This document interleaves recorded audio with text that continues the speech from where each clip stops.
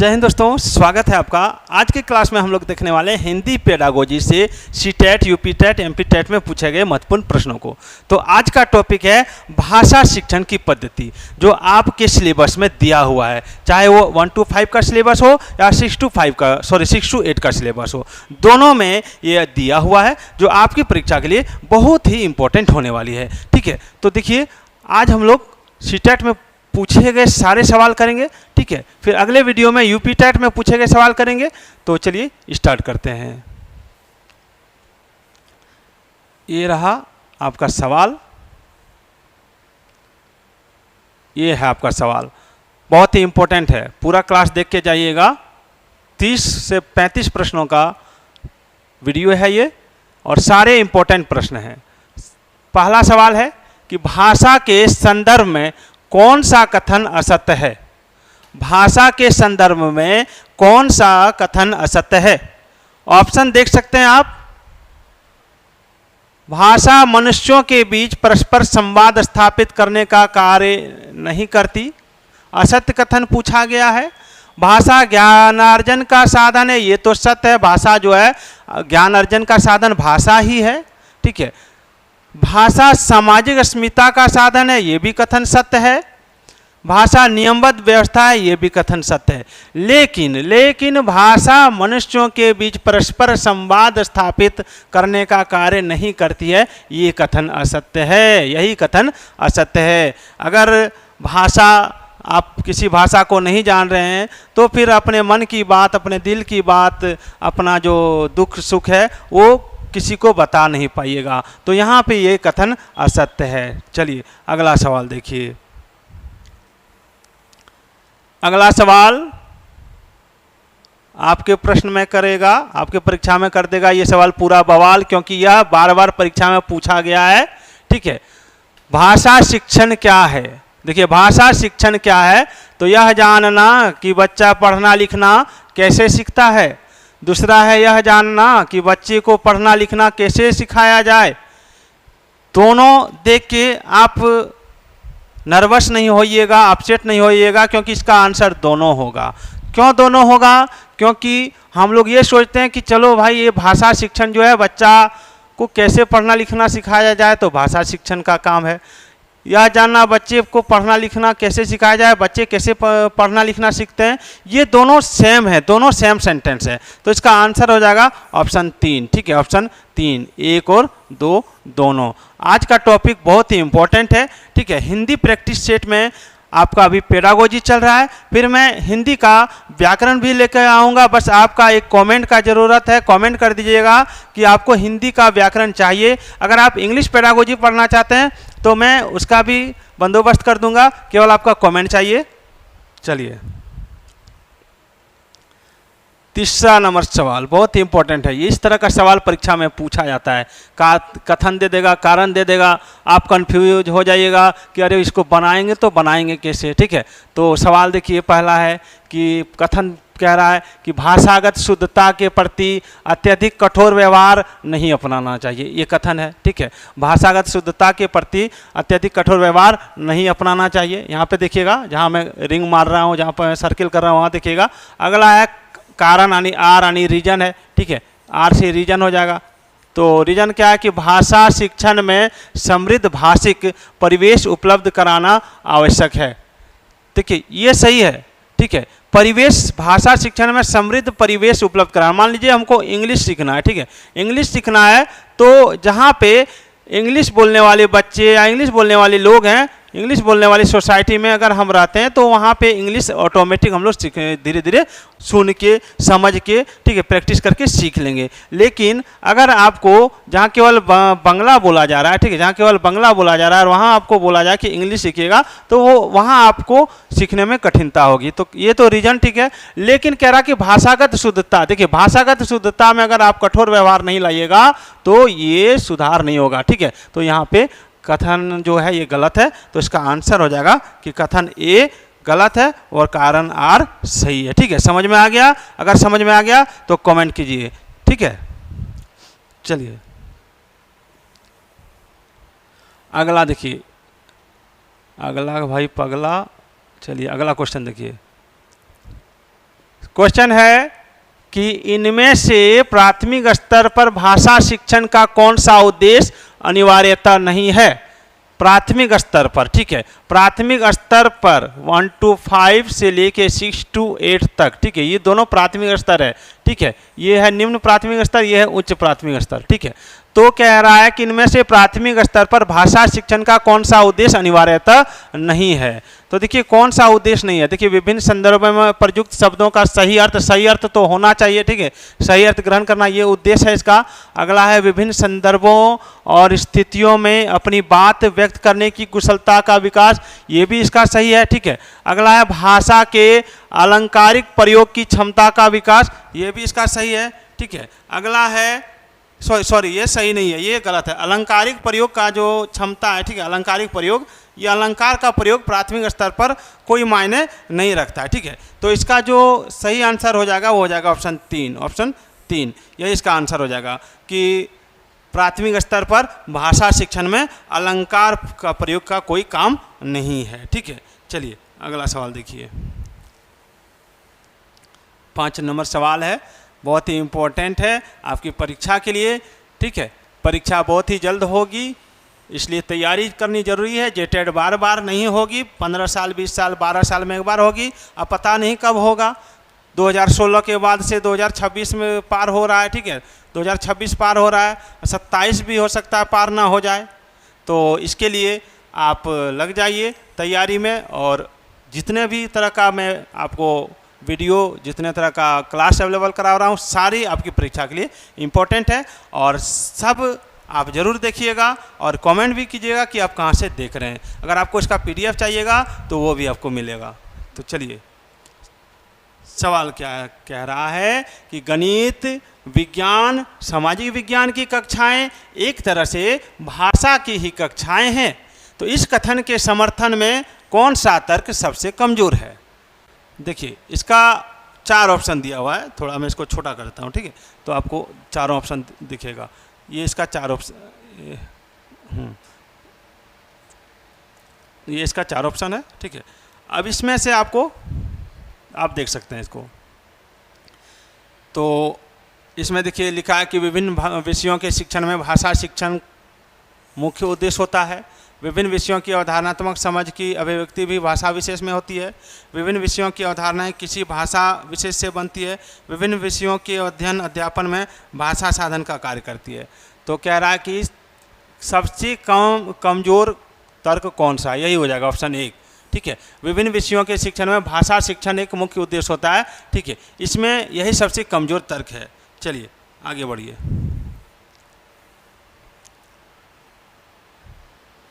6ठा number सवाल देखिए, आपके परीक्षा के लिए ये भी इम्पोर्टेंट है। सवाल किस तरह घुमा के पूछ रहा है, सो देखिए कि प्राथमिक स्तर पर शिक्षा का माध्यम कैसा होना चाहिए। कोई आप बोल दीजिएगा हिंदी तो गलत हो जाएगा, बोल दीजिएगा अंग्रेजी तो गलत हो जाएगा, बोल दीजिएगा उर्दू तो गलत हो जाएगा। तो क्या बोलना है? बच्चे की मातृभाषा होना चाहिए, ठीक है, यही इसका आंसर होगा। चलिए अगला सवाल देखिए, ये भी बहुत इम्पोर्टेंट सवाल है। इस तरह के सवाल परीक्षाओं में बहुत बार पूछे गए हैं। सवाल क्या है कि प्राथमिक स्तर पर भाषा शिक्षण का जो उद्देश्य है वह क्या है? प्राथमिक स्तर पर भाषा शिक्षण का उद्देश्य क्या है? अगर आप जानते हैं तो कमेंट कीजिए। तो देखिए प्राथमिक स्तर पर भाषा शिक्षण का उद्देश्य जो होता है वो होता है कि बच्चे विभिन्न परिस्थितियों में भाषा का प्रभावी प्रयोग कर सके, यह इसका आंसर होगा, ठीक है। बच्चे जो हैं, ठीक है, कोई भी स्थिति हो तो वहाँ भाषा का वो प्रयोग कर सके, यह इसका आंसर होगा। चलिए 8 नंबर सवाल देखिए, इसमें आप बहुत सारे बच्चे फंस जाइएगा, बहुत सारे जो शिक्षक हैं आप लोग फंस जाइएगा। कहाँ फंसिएगा? देखिए विद्यार्थी की भाषा पर उसके सामाजिक परिवेश का प्रभाव पड़ता है। तो यह सिद्धांत किसका है? अनुबंधन का, साहचर्य का, अनुकरण का या जीवन समन्वय का? तो आप देखिए आप जब समाज में रहते हैं तो वहाँ पे अनुकरण का काम चलता है। आप फलना को देखते हैं कि वो ऐसा कर रहा है, ढकना ऐसा कर रहा है, तो वहाँ उसको देख के भी कुछ आप सीख रहे हैं, कर रहे हैं, तो वो जो है वो आपका अनुकरण का काम होता है, यानी यहाँ पे हो जाएगा option 2 is the right answer. ठीक है, चलिए अगला है मातृभाषा शिक्षण। मातृभाषा शिक्षण जो है ये बहुत इंपॉर्टेंट क्वेश्चन है कि मातृभाषा शिक्षण विद्यार्थी के भाषा शिक्षण में व्यवधान उत्पन्न करता है। नहीं, ये गलत है। मातृभाषा का शिक्षण में जहाँ का जो बच्चा का जो मातृभाषा है उसमें भाषा शिक्षण में कोई व्यवधान या कोई समस्या उत्पन्न नहीं करता है। शिक्षण को सरल बनाएगा, यही होगा, शिक्षण को सरल बनाएगा। ठीक है, मातृभाषा का अगर शिक्षण हो रहा है तो शिक्षण को एकदम सरल बनाएगा। ठीक है, चलिए अगला सवाल देखते हैं। अगला सवाल क्या है भाई? अगला सवाल है, इसको हटाए फिर आ गया, हाँ यहाँ से मिटा देता है।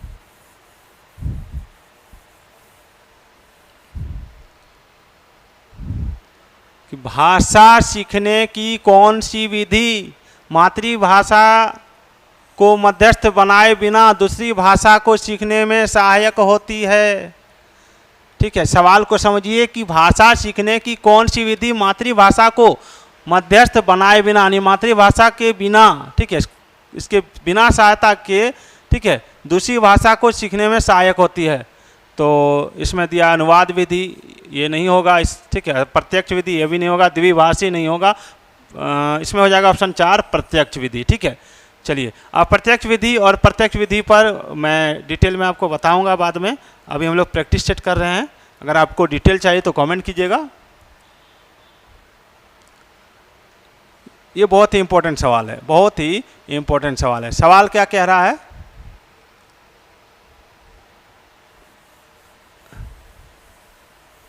सवाल कह रहा है कि गणित के जो शिक्षक हैं, ठीक है, गणित के शिक्षक ने, एक मिनट, गणित के शिक्षक ने राहुल को वाक्य सही करने के लिए कहा। उनके द्वारा ऐसा करना भाषा शिक्षण के किस सिद्धांत के अंतर्गत आएगा? गणित के शिक्षक ने राहुल को कहा कि जो तुम वाक्य लिखे हो, ठीक है, गणित में भी कोई क्वेश्चन होता है, प्रश्न होता है, तो उस वाक्य में गलती है उसको सुधार लो। तो उनके द्वारा ऐसा करना भाषा शिक्षण के किस सिद्धांत के अंतर्गत आएगा? मनोरंजन तो आप कीजिएगा नहीं, अनुकरण तो वहाँ पे होगा नहीं, ठीक है, मौखिक एवं लेखन कार्य ये भी नहीं होगा। ठीक है, मौखिक एवं लेखन कार्य होता है, इसको श्रुतलेख कहते हैं, इसको क्या कहते हैं? इसको श्रुतलेख कहते हैं। इसमें हो जाएगा बहुमुखी प्रयास, बहुमुखी प्रयास इसमें हो जाएगा। ठीक है, चलिए आगे बढ़ते हैं। बहुत ही इंपॉर्टेंट क्लास चल रहा है आपकी परीक्षा के लिए, अप टू 20 कैनवासेस। चलिए 12 नंबर सवाल देखिएगा। ठीक है, इस सवाल पहले भी परीक्षा में पूछा गया है।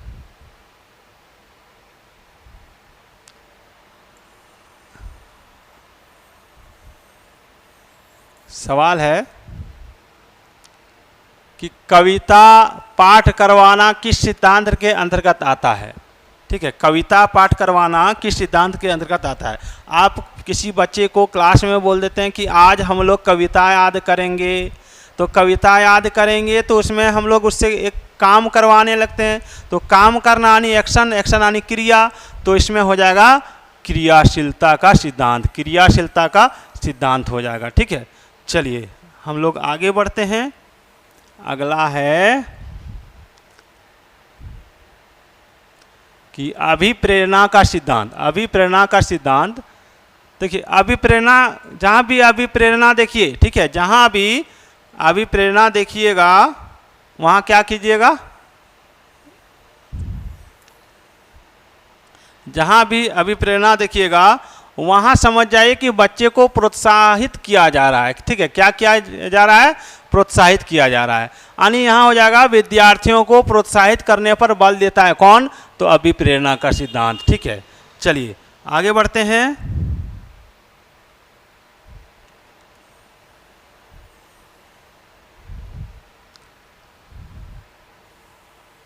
चौदह नंबर सवाल देखिए, ये भी बहुत इंपॉर्टेंट है। सारे सवाल इंपॉर्टेंट है, अभी हम लोग बहुत सारे सवाल देखेंगे। अभी तो सीटेट और एमपीटेट वाला सवाल आना बाकी है। ठीक है, चलिए सवाल क्या है कि भाषा शिक्षण में व्याकरण पढ़ाने के लिए प्रयुक्त किया जाने वाला सिद्धांत या नियम कौन सा। देखिए बहुत ही इंपॉर्टेंट सवाल है, ये वीवीआई क्वेश्चन है, ये बहुत ही वीवीआई क्वेश्चन है, बहुत ही। भाषा शिक्षण में व्याकरण पढ़ाने के लिए प्रयुक्त किया जाने वाला सिद्धांत या नियम कौन सा है। अगर आप जानते हैं तो एक बार बता दीजिए। चलिए, आगमन एवं निगमन का सिद्धांत, ये हो जाएगा आगमन एवं निगमन का सिद्धांत। ठीक है, अनुकरण का सिद्धांत नहीं होगा, अनुबंधन का नहीं होगा, आवृत्ति का नहीं होगा, क्या हो जाएगा आगमन एवं निगमन का सिद्धांत। चलिए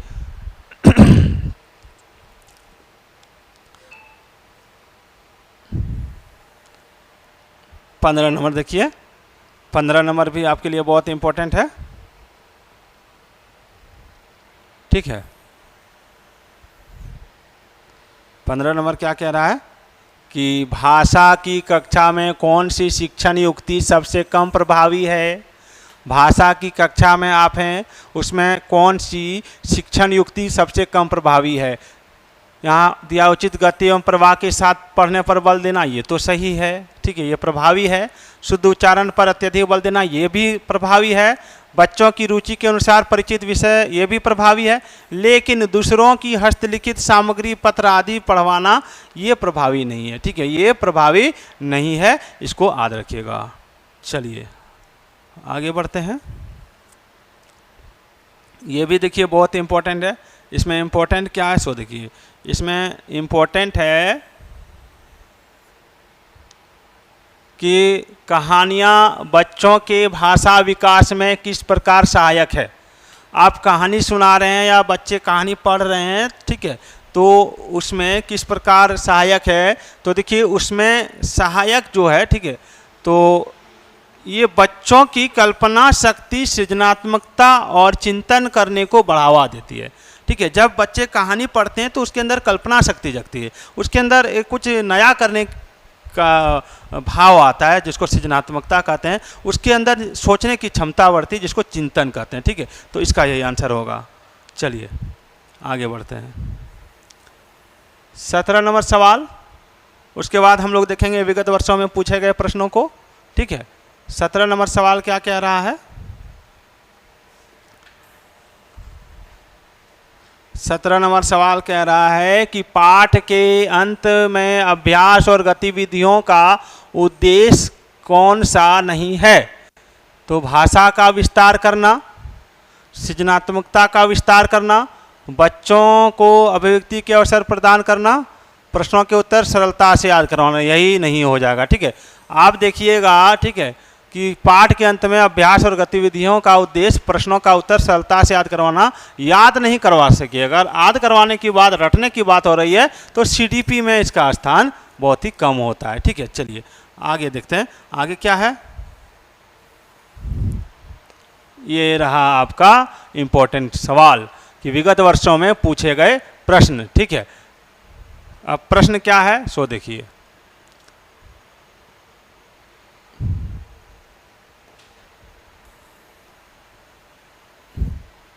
प्रश्न है कि एक समावेशी कक्षा में कौन सा कथन भाषा शिक्षण के सिद्धांतों के प्रतिकूल है। ये सवाल देखिए सीटेट जून 2011 में पूछा गया है। सीटेट जून 2011 में ये सवाल पूछा गया है।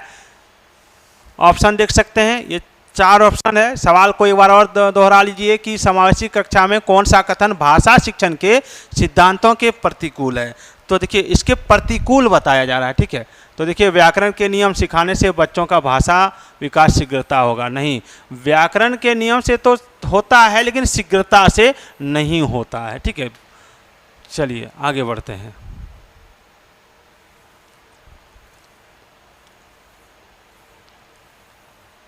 अगला सवाल देखिए, यह भी इम्पोर्टेंट है, यह भी सवाल परीक्षा में पूछा गया था। ये बहुत ही इम्पोर्टेंट सवाल है।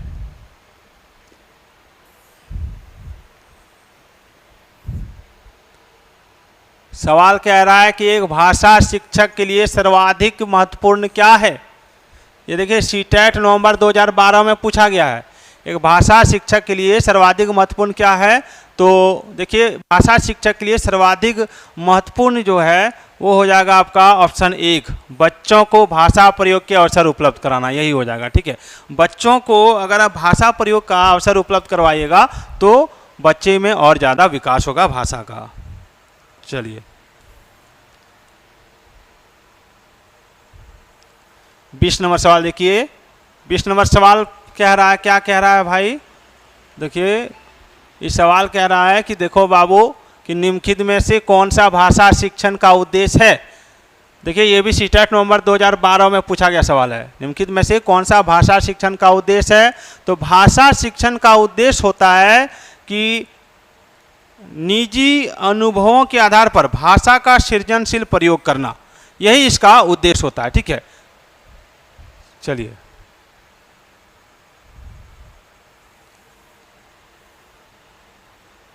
ये सवाल 2 बार आ गया है। 21 नंबर देखिए कि भाषा सीखने सिखाने का उद्देश्य क्या है? भाषा सीखने सिखाने का उद्देश्य क्या है? ठीक है, भाषा सीखने सिखाने का उद्देश्य पूछा गया है, ये परीक्षा के लिए बहुत ही इम्पोर्टेंट है। तो देखिए भाषा सीखने सिखाने का उद्देश्य क्या है? तो इसमें हो जाएगा कि विभिन्न स्थितियों में भाषा का प्रभावी प्रयोग करना, यही इसका उद्देश्य है। ये सवाल पहले भी आप देख चुके हैं अभी, और देखिए 2012 में पूछा भी गया है। चलिए अगला क्या है? अगला है प्राथमिक स्तर पर हिंदी भाषा शिक्षण के लिए सबसे अधिक महत्वपूर्ण क्या है? प्राथमिक स्तर पर हिंदी भाषा शिक्षण के लिए सबसे अधिक महत्वपूर्ण क्या है? तो सबसे अधिक महत्वपूर्ण पूछा गया है। तो देखिए सबसे अधिक महत्वपूर्ण हो जाएगा भाषा प्रयोग के अवसर। ठीक है, भाषा प्रयोग के अवसर, यही हो जाएगा भाषा प्रयोग के अवसर। ठीक है, चलिए अगला सवाल देखिए। 23 नंबर सवाल है कि प्राथमिक स्तर पर भाषा शिक्षण की प्राथमिकता होनी चाहिए। प्राथमिक स्तर पर भाषा शिक्षण की प्राथमिकता होनी चाहिए। तो देखिए इसमें आंसर हो जाएगा केवल बोलकर पढ़ने की क्षमता, ये गलत हो जाएगा। कविता और कहानी द्वारा केवल श्रवण करना, ये भी गलत हो जाएगा। बच्चों की रचनात्मकता और मौलिकता को पोषित करना, यही हो जाएगा। ठीक है, यही हो जाएगा कि बच्चों की रचनात्मकता और मौलिकता को प्रस्तुत करना।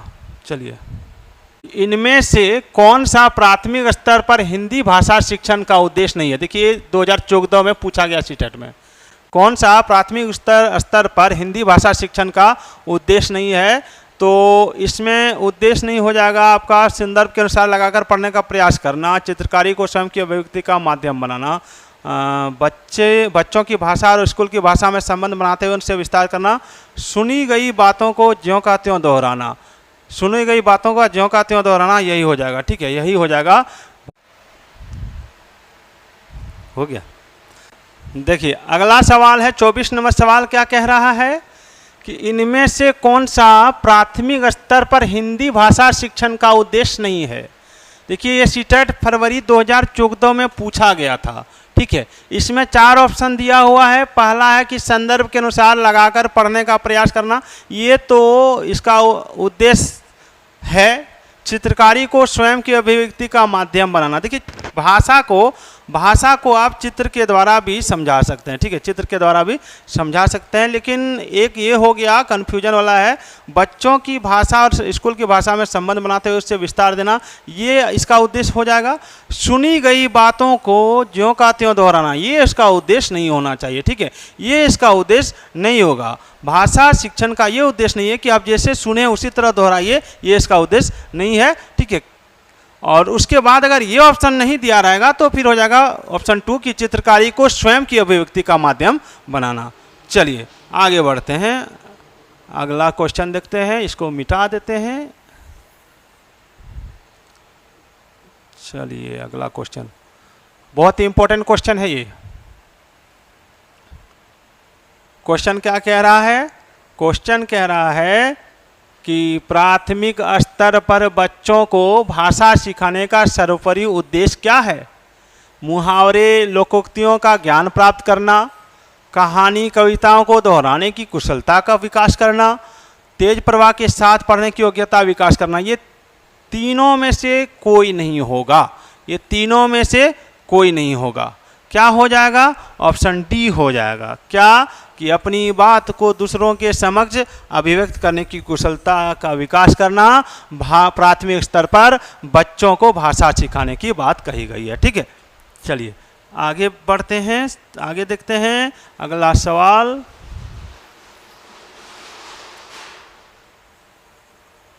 पठन पाठन के अंत में ऐसे अभ्यास एवं गतिविधियां हो जो, इसको थोड़ा बड़ा कर देता हूं, अब देखिए, हाँ,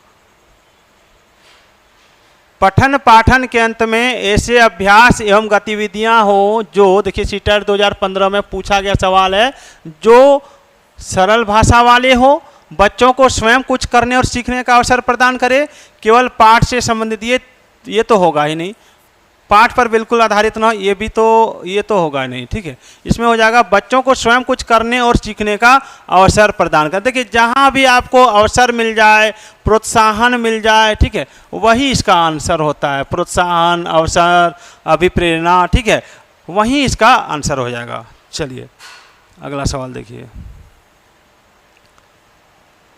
27 नंबर सवाल, बहुत ही इंपॉर्टेंट सवाल। सवाल क्या है? सवाल है कि पहली और दूसरी कक्षा में भाषा शिक्षण के साथ ही कला शिक्षा को समेकित करने का उद्देश्य नहीं है। क्या नहीं है उद्देश्य? तो चित्रों के माध्यम से अभिव्यक्ति का विकास, बच्चों द्वारा आनंद की प्राप्ति, बच्चों के लेखन में परिपक्वता लाना। ये ऑप्शन 3, बच्चों के लेखन में परिपक्वता लाना। ठीक है, यही हो जाएगा। चलिए आगे बढ़ते हैं।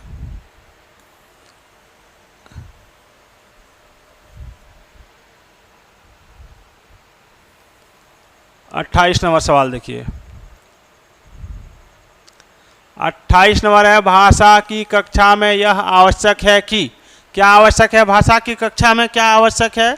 तो देखिए ऑप्शन देखिए, भाषा शिक्षक भाषा का पूर्ण ज्ञाता हो, भाषा शिक्षक बच्चों की उच्चारणगत शुद्धता पर विशेष ध्यान दें, भाषा शिक्षक बच्चों की वर्तनी को बहुत से कठोरता से लें, स्वयं भाषा शिक्षक की भाषा प्रभावी हो। ये इसका आंसर हो जाएगा।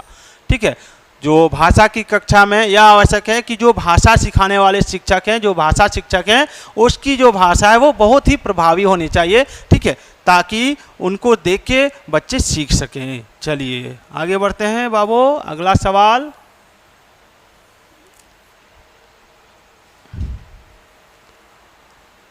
उनतीस नंबर सवाल बहुत ही इंपॉर्टेंट है। सवाल क्या कह रहा है?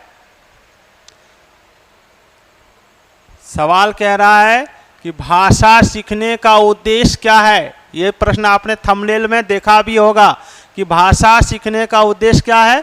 तो प्रत्येक स्थिति में भाषा का प्रयोग कर पाना, आदेश निर्देश दे पाना और सुन पाना, दूसरों की बातों को समझ पाना, अपने मन की बात कहना। देखिए इसका आंसर यहीं पे हो जाएगा। कोई भी स्थिति हो वहाँ पे वे भाषा का प्रयोग कर पाए, यही भाषा सीखने का मुख्य उद्देश्य है। ठीक है, यही इसका मुख्य उद्देश्य है। चलिए आगे बढ़ते हैं।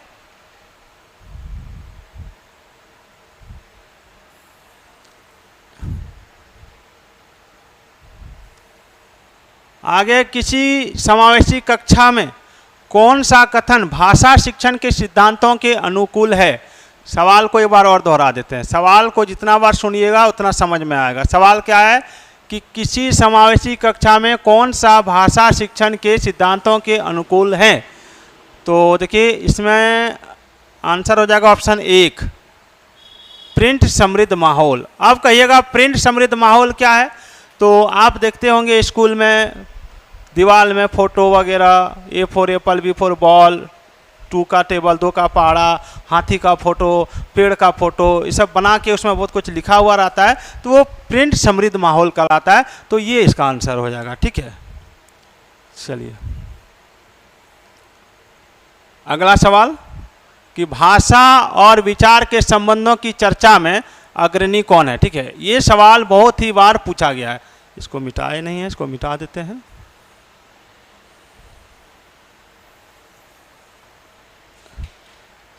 कि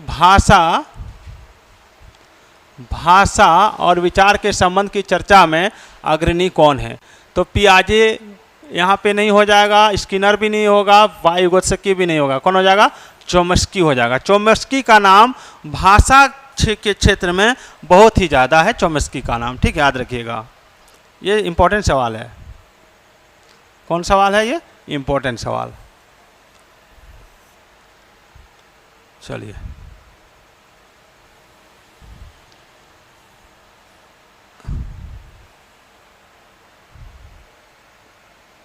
यहाँ पे सवाल देखिए, यहाँ पे है कि संज्ञान के स्तर पर विकसित डैश अन्य भाषाओं में आसानी से अनुदित रहती है। तो ऑप्शन है ज्ञान क्षमता, ये नहीं होगा, तर्क क्षमता नहीं होगा, व्याकरण क्षमता नहीं होगा, भाषा क्षमता हो जाएगा। विकसित भाषा क्षमता अन्य भाषाओं में आसानी से अनुमोदित होती है। चलिए ये हो गया, अब इसको मिटा देते हैं। अगला सवाल देखिए, 33 नंबर सवाल है कि स्किनर के अनुसार, देखिए सीटेट जनवरी 2021 में पूछा गया सवाल है कि स्किनर के अनुसार भाषा सीखना एक अत्यंत जटिल प्रक्रिया है या भाषा अनुकरण के द्वारा सीखी जाती है? यही हो जाएगा, ठीक है। स्किनर का कहना है कि भाषा जो है वो अनुकरण के द्वारा सीखी जाती है, ठीक है। भाषा किसके द्वारा सीखी जाती है? अनुकरण के द्वारा। चलिए आगे बढ़ते हैं। अगला है, थोड़ा छोटा कर देता हूं। यहां पे सवाल में देखिएगा,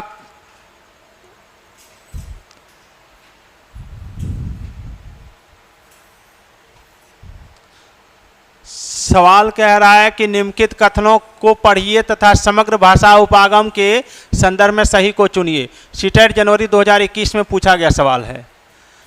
ऑप्शन ये है कि समग्र भाषा उपागम बच्चे की बनाई वर्तनियों के प्रयोग को प्रोत्साहित करता है। अगला है समग्र भाषा उपागम में बच्चे पढ़ना सीखने के लिए वर्ण तथा ध्वनियों से आरंभ करते हैं। अगला है समग्र भाषा उपागम रचनावाद पर आधारित है।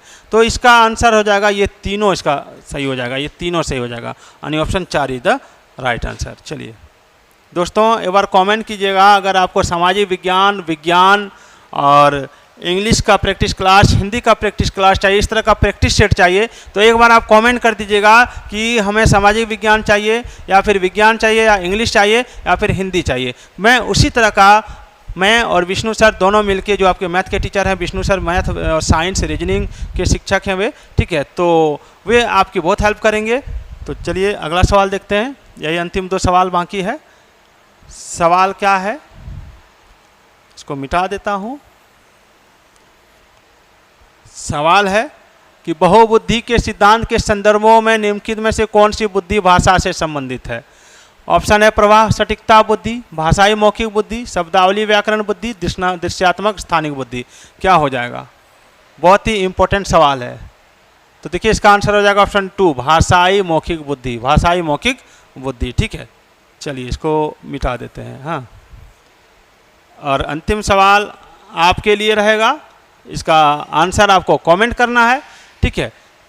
आप इसका स्क्रीनशॉट ले लीजिए, इसको पढ़िए और इसका आंसर कमेंट कीजिएगा। मैं देखूंगा कि कितने लोग इसका आंसर सही बता पाते हैं। तो फिर मिलेंगे एक नई वीडियो के साथ। अगला वीडियो फिर आपको CDP का मिलेगा, फिर मैथ का मिलेगा। तो जय हिंद, जय भारत।